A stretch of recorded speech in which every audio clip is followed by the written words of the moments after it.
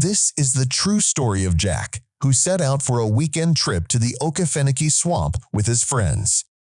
What was supposed to be a fun, adventurous escape from the routine turned into an unsettling experience that would change him forever. Jack and his friends had been planning their weekend trip to the Okefenokee Swamp for months. The idea was simple: a weekend getaway, camping in the wild and reconnecting with nature. But as the departure date approached, things started to go wrong. Slowly, one by one, all of Jack's friends had issues come up that made it impossible for them to join. Jack, feeling a bit frustrated by the changes but still determined to go, decided to head out on his own. As Jack entered the swamp, the sense of excitement mixed with unease. The place was much bigger and more isolated than he had imagined. The deeper he ventured into the swamp, the more he realized how easy it would be to get lost here. The trees stretched out in all directions, and the thick underbrush seemed to swallow up the trail. Jack tried to stay on the main path, but it soon became clear that things weren't as simple as he had imagined. He looked around, but the landmarks he had been relying on seemed to fade away, swallowed up by the swamp's vastness. As the sun began to dip below the horizon, Jack started to feel the weight of his isolation. Jack made a decision. He needed to set up camp for the night. The only option was to pick a spot that seemed safe enough for the night, even though it wasn't the place he had intended. Jack found a small clearing by the water and made camp. Jack sat by the small campfire, the crackling flames casting long shadows across the ground. The usual sounds of the swamp, the chirping of insects, the rustling of leaves were completely absent. It felt as if the entire forest had gone still, as if it were holding its breath. The only noise was the crackle of the fire and the distant murmur of water somewhere far off. He couldn't shake the unease that crept over him. This place was supposed to be peaceful, just a weekend getaway. But now, in the dead of night, surrounded by thick trees and the unfamiliar wilderness, it felt wrong.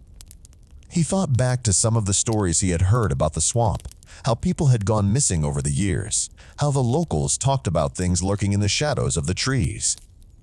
He had always shrugged them off as mere superstition, but now, in the dead of night, those stories seemed a little less like fiction. The fire popped, snapping him out of his thoughts. He stared into the flames, trying to focus on something tangible, but his mind kept drifting back to the eerie stillness around him. The stories, the rumors, the chilling accounts of people who'd come into this very swamp and never returned. Those stories now felt far too real. Then, just as he was about to shake off his paranoia, he heard it. A faint crunch. Jack's head whipped around, his heart skipping a beat. The sound was distant at first, like someone walking on dry leaves, far off in the forest. He convinced himself it was just an animal. Maybe a deer, or some small creature moving through the underbrush. But then it came again, closer this time. A deliberate step, followed by another. Slow. Steady. His stomach tightened. He listened intently. The footsteps weren't like the hurried, erratic steps of an animal. They were calculated, as if someone or something was deliberately moving through the woods, staying just out of sight. The stories he had laughed off now replayed in his mind with an intensity he hadn't anticipated. Jack's hand went to the flashlight at his side. The footsteps grew louder. He could feel his pulse quicken as he gripped the flashlight tighter. Was someone really out there? The thought of it sent a shiver down his spine. The footsteps continued to approach, each step slow and deliberate, like something stalking him. He held his breath. Every muscle in his body was tense. The footsteps were now so close, he could almost feel them. But when he glanced around, there was nothing. No movement in the shadows. Just the pitch-black forest surrounding him. Then, without warning, the footsteps stopped. Silence. The absence of sound was worse than the footsteps themselves. Jack's breath came out in a sharp gasp. The forest was as quiet as it had been before, but this time the silence felt oppressive, too heavy, too unnatural. He couldn't shake the feeling that something was out there watching him, waiting. He didn't want to be in that cold, open space any longer. His mind raced with the footsteps he'd heard earlier, the strange stories about this forest, and the darkness that seemed to grow deeper with every passing minute. He crawled into his tent, zipped it up tightly, and tried to make himself as comfortable as he could. The cold wind cut through the air, but inside the tent, he found some shelter from the chill. He lay there in the darkness, his mind racing with thoughts of what could be out there. Every small sound made him jump. Every rustle in the trees felt like it was right beside him. Exhaustion finally took over, and before long, Jack fell asleep, his body too tired to fight it any longer. Hours passed, and suddenly, a loud thud broke the silence, waking Jack with a start. His heart leaped into his throat as his eyes snapped open. The sound had come from outside the tent, hard enough to make it shake. Something had brushed against it close enough for him to feel it. He lay completely still, listening.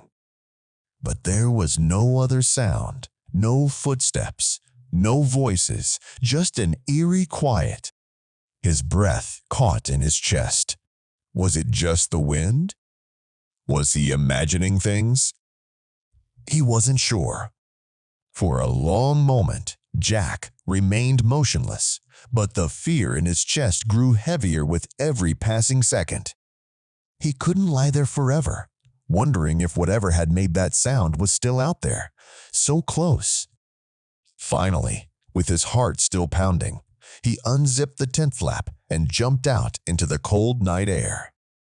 He stood in the darkness, flashlight in hand, scanning the trees. But there was nothing. No movement. No shadow creeping between the trunks. The forest was still. The only sounds now were the faint rustling of the wind and the distant chirping of insects. Jack waited, his breath coming in sharp gasps, but nothing else happened. The fear, though, was still heavy on his chest, and the tension in the air seemed to cling to him. It was as though the night had swallowed up every sound, every trace of life. Slowly, as the first light of morning began to appear, the forest around him started to feel less oppressive. The dark shapes of the trees began to soften in the dawn light.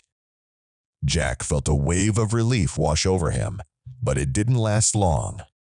He couldn't shake the feeling that something was still out there, hidden in the shadows. He packed up his gear quickly, not looking around too much, just wanting to leave. His legs moved almost of their own accord, carrying him toward the edge of the forest. The first rays of daylight cut through the trees, and as he walked toward the road, he could feel the weight on his chest lifting just a little. Once he was out of the forest and the sun was fully up, Jack didn't look back. He didn't care what was left behind in the woods. He just wanted to get far away from that place. The next day, Jack's friends laughed when he told them about his experience. They said it was just the pressure of being in the forest, the isolation, the sounds that made his mind play tricks on him. They assured him that it was nothing more than a reaction to being alone in a place like that, and they all laughed it off, just like he had when he first heard similar stories. But Jack knew something deep inside him had changed. Despite what his friends said, he couldn't shake the feeling that there was something in that forest, something he couldn't explain. Since that night, he's never been able to bring himself to step foot into a forest like that again. No matter how many times they joked about it, or how often they said it was all in his head, the memory of that night and the feeling of being watched stayed with him. And now, he never goes near the forest anymore. Not because of the stories he heard, but because of the one he lived. If you ever find yourself alone in a forest, remember, the silence might not be as peaceful as it seems. Was it just your imagination? Or was something truly out there with you? Let me know what you think in the comments. Have you ever experienced something like this? And don't forget to subscribe for more chilling stories. Until next time, stay safe and watch your step.